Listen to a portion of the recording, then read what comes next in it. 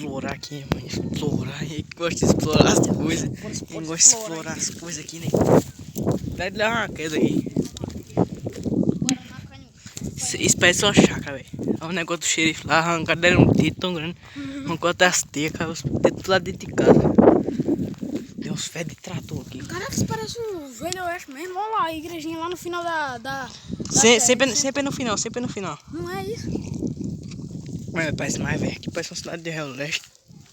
Aqui é o lugar do xerife. Cadê? Aqui é o negócio das dos caras, prender os caras aí, ó. Um banquinho aqui. Esse banquinho parece que não tem dinheiro lá. Aqui, ó, Velho Oeste, cara. Ali era o barzinho ali.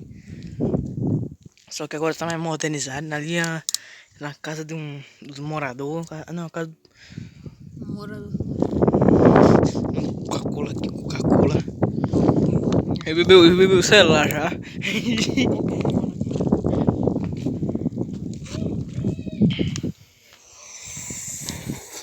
O lugar na Aroeira lá pro outro lado do mundo, 6 km pra chegar aqui. Tem alguém olhando por esse negócio da porra. Não dá pra ver nada. A câmera não foca, mas tem um gosto lá dentro. Tá preto lá dentro, todo escuro. Vamos passar por aqui? Bola pra trás pra ver que não é as coisas atrás.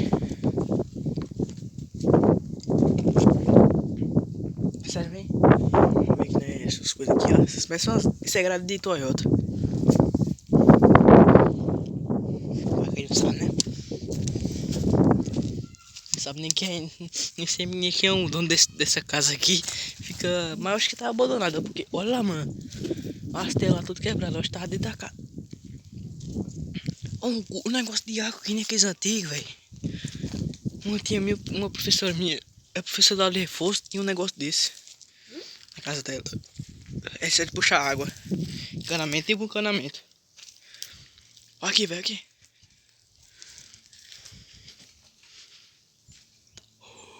Nossa, do maribondo!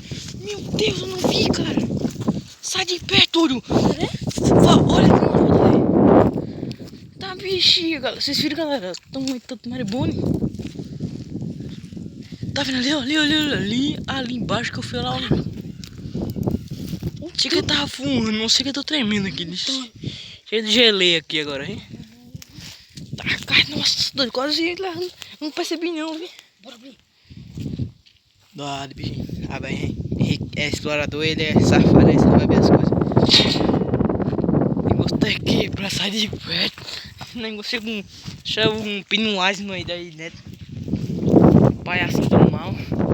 Sai daí, dá um pulo, mas acaba se caga de medo.